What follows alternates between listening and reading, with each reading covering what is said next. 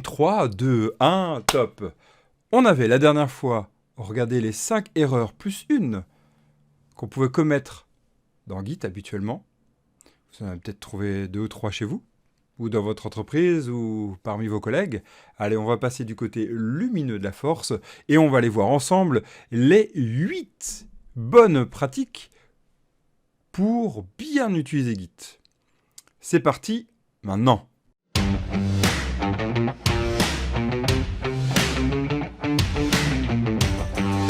Bonjour, je suis Evan, le concrétiseur Evan Boissonneau. Je vous propose de vous accompagner durant tous ces épisodes de cette chaîne YouTube pour réussir à pérenniser vos projets IT à travers la cohésion technique et la cohésion humaine de votre projet, de vos équipes et de votre entreprise. Tout ça pour une belle réussite. Et donc, on va attaquer ces 8 bonnes pratiques qu'on peut trouver dans Git. Et je vais commencer par une histoire. En fait, l'idée, c'est de partir pour un voyage. Imaginez, vous partez pour un voyage, un road trip d'1 an, 2 ans, 3 ans. Bon, petite parenthèse, j'en ai jamais fait. Pardon de l'exemple, mais j'ai des amis qui en ont fait et j'adore partager avec eux, échanger, découvrir ce qu'ils ont fait, comment ils ont vécu ces road trips. Et du peu que j'ai compris, je me permets ces allusions-là. Si vous en avez fait, merci de partager pour voir si je me gourre ou pas du tout. Et donc l'idée, c'est de partir en road trip. Donc c'est un méga voyage. On peut le planifier au maximum, on peut essayer de tout faire pour le planifier, mais en fait, souvent, l'aventure se construit à chaque étape de l'avancée. On va commencer par un road trip simple. Et c'est à travers ce road trip simple qu'on va déjà voir plusieurs bonnes pratiques. La première bonne pratique, c'est d'imaginer donc du coup ce road trip comme un voyage qu'on a envie de transmettre. Un voyage qu'on a envie, où on a envie d'écrire ce qu'on va faire. Imaginez, vous prenez des photos, ça y est, vous partez, vous êtes à l'aéroport, c'est génial. Waouh! Et vous allez un peu plus loin, vous prenez, je sais pas, première destination, allez, oh, Australie! Oh, ben, pas de chance, ma pauvre Lucette, hein, c'est le jeu, c'est comme ça. Mais bon, vous arrivez dans l'Australie et vous prenez vos premières photos. Vous en prenez 1, 2, 3, c'est déjà bien. Mais imaginez, vous prenez aucune photo de la journée, aucune photo de la semaine. Pourtant, vous avez fait plein de choses. Très bien. Qu'est-ce qui va vous arriver au bout d'une semaine? Tiens, mais j'ai fait quoi quand je suis arrivé après? Oh, j'ai une vague idée, je suis pas sûr. Eh bien, c'est ce problème-là qu'on va essayer d'éviter dans les projets. À savoir, à travers Git, par exemple, nous allons prendre des photos. C'est quoi les photos via Git? Eh bien, Git, c'est notre moyen de prendre les photos, notre socle. Et notre moyen, c'est quoi? C'est de faire des commits. Et donc, du coup, chaque fois que vous faites un commit, vous allez donc prendre des photos. Oui, bon, ça, j'apprends rien à toute personne qui connaît Git, hein, mais je tiens à rappeler en fait que Git sert donc, à travers ses commits, à faire des photos régulièrement. En fait, l'idée, c'est de prendre le réflexe, même si c'est chiant, même si c'est très chiant, par moment de le faire, de perdre ce temps-là. En fait, ce temps précieux va vous permettre de faire une photo de votre code et donc de marquer un temps, un petit point sur l'avancée de votre road trip, votre projet. Et donc c'est là que ça devient intéressant. Plus vous faites de photos, plus ça devient intéressant. Donc c'était le premier bon point, faites des photos et régulièrement. L'idée donc, en plus de faire des photos, donc des commits à travers votre projet, c'est de bichonner en fait ce nommage. C'est-à-dire en gros, quand vous faites des photos à travers toute l'aventure de votre road trip, si vous n'écrivez rien, des fois c'est un peu difficile de comparer un paysage de Norvège de peut-être en haut de la Norvège ou bas de la Norvège. Il y a des fjords, hein, c'est un peu dur. Ah, c'est vrai qu'on a le GPS, et donc ça permet déjà de marquer une valeur de où j'étais. Le GPS, vous savez, quand on prend les photos, souvent sur téléphone c'est possible, mais il suffit de capter ça, et ça marche pas. Bref. Et donc du coup, l'idée, ça va être de commenter nos photos. À chaque photo, on va commenter. Alors c'est sûr, quand on fait 10 000 photos par jour, hein, avec nos téléphones, c'est pas cette idée-là. Et donc ça va être le même principe qu'on va garder dans Git. Donc deuxième bonne pratique, faites des commentaires de commit, donc de photos, de code, qui soit le plus clair et le plus expressif possible, qui va en raconter, vont permettre de raconter l'histoire de votre projet. Donc attendez par exemple 10 ans, qu'est-ce qui va se passer quand je vais relire la première année de mon code? C'est ça l'idée. Donc essayez de privilégier un principe exactement comme un bon mail à écrire. Un bon titre qui résume bien le pourquoi et mettez un contenu. Donc, si ça vous va aussi, vous pouvez cadrer encore plus loin. Vous pouvez utiliser par exemple Committizone. Donc, c'était la deuxième bonne pratique. Troisième bonne pratique. Imaginez, vous êtes en voyage, toujours dans ce road trip, et vous souhaitez aller beaucoup plus loin. C'est-à-dire, j'ai envie de visiter tel endroit, mais je suis pas sûr, je vais peut-être visiter celui-ci, ou je suis pas sûr, je vais aller sur cette rue-là. Ouais, bon, je sais pas. Et en fait, vous avez envie de tester toutes ces possibilités, et puis à la fin d'en retenir qu'une, ou peut-être toutes. Eh bien, c'est ce qu'on va mettre en place à travers les projets. C'est ce qu'on appelle les branches locales à travers les projets Git. C'est la troisième bonne pratique. C'est l'idée d'aller beaucoup plus loin en allant faire des branches locales. Allez faire des branches locales. C'est super important de pouvoir l'utiliser. Et même des branches sur des branches. Allez-y, au contraire, c'est super puissant et ça vous permet de vous sortir de bien des problèmes, encore plus que quand vous avez fait un voyage. D'ailleurs, dans la préparation du voyage, vous pouvez utiliser Git, hein, petite parenthèse. Donc ça, c'était la troisième bonne pratique. Quatrième bonne pratique, l'idée c'est de savoir aussi réorganiser son code pour créer un historique de tout ce qu'on fait. Alors si on prend l'idée du voyage, c'est que si on veut retracer tout l'historique de ce qui a été fait dans notre road trip, ça peut être sympa de savoir que là je suis allé à Tokyo, puis à Kyoto, puis après à Miyajima par exemple, mais directement l'impression que c'est une ligne temporelle continuelle. J'ai pas envie de savoir que j'ai hésité, que je suis peut-être passé à Miyajima à gauche pour prendre les huîtres là, super bonnes, et puis aller voir là-haut, vous savez, tout en haut, où il y a la super vue autour de Miyajima. Oui, je suis allé au Japon.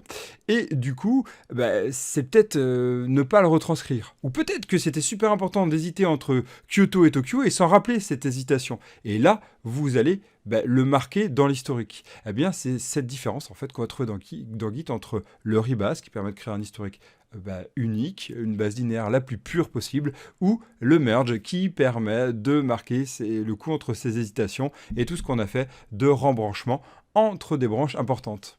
Donc là, on était à la quatrième bonne pratique. Et maintenant, que vais-je faire ? L'idée, c'est de travailler en collaboratif. On va partir ensemble dans un road trip où on est plusieurs. En fait, vous pouvez même le voir, tiens, au début de mon road trip, j'étais seul, et puis maintenant, il y a plein de gens qui me suivent dans mon road trip, c'est génial, j'avance, c'est super. On aurait pu même démarrer le road trip comme ça. On va voir des bonnes pratiques aussi dans ce road trip, et donc Git, pour réussir en fait à s'en sortir et que ça avance bien à travers notre road trip, et donc en image à travers Git. Alors c'est parti, on découvre ça ensemble, comment bien s'en sortir. Ça va amener plusieurs réflexions, comment on travaille ensemble, comment on met en commun nos choix, comment on met en commun tout ce qu'on a vu ensemble. Peut-être que tu es parti voir l'Australie et moi je suis peut-être allé à Bangladesh et toi tu es peut-être parti à Moscou.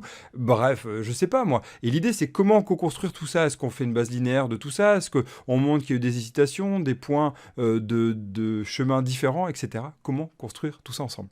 C'est ce qu'on va voir donc à travers ces bonnes pratiques. On y va, première bonne pratique, donc c'est la cinquième, ma première bonne pratique en collaboratif, c'est, attention, capitaliser au maximum votre travail à travers les pushs. Oui, ça semble évident. Quand on est en commit, on n'est pas obligé. Quand on est en local, tout seul, on n'a pas envie. Mais là, les photos, l'idée, c'est qu'on a envie de les partager à plusieurs. Donc, on va essayer de trouver un endroit commun pour les partager.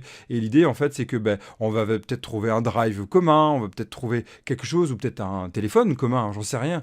Plein de façons, peut-être du Bluetooth qui se connecte. C'est pas possible à distance. Mais bon, bref, vous voyez l'idée. Essayer de trouver le meilleur moyen de partager. Comment on partage dans Git ? C'est faire des pushs. Et vous n'allez pas en faire trop régulièrement. Il suffit que vous envoyiez des photos qui soient merdiques.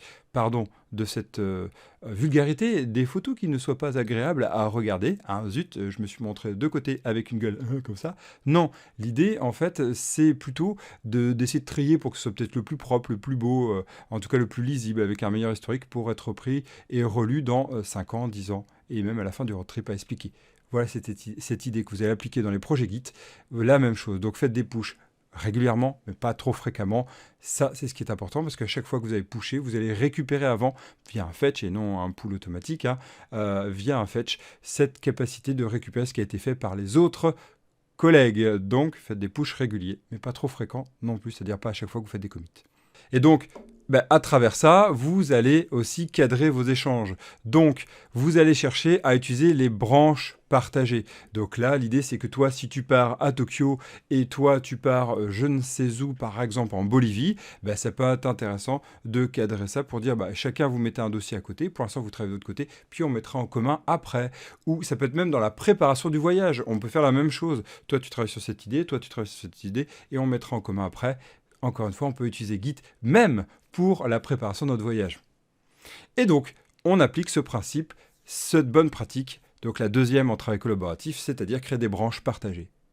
Et ça nous amène à la Troisième bonne pratique en travail collaboratif, l'idée c'est que nous partons en voyage tous ensemble, mais si on ne se met pas en accord durant toutes ces branches, qu'on va appeler branches, mais toutes ces parties de documents, ça va être vite le bordel, pardon, vite le bazar pour réorganiser tout ça ensemble. Ah tiens, t'as écrit là, moi j'ai écrit là, attends, t'as pris un Word, moi j'ai pris un Excel, bah zut, moi j'ai pris du Notepad, oh là là, comment réussir à tout suivre comme ça devient un peu dur.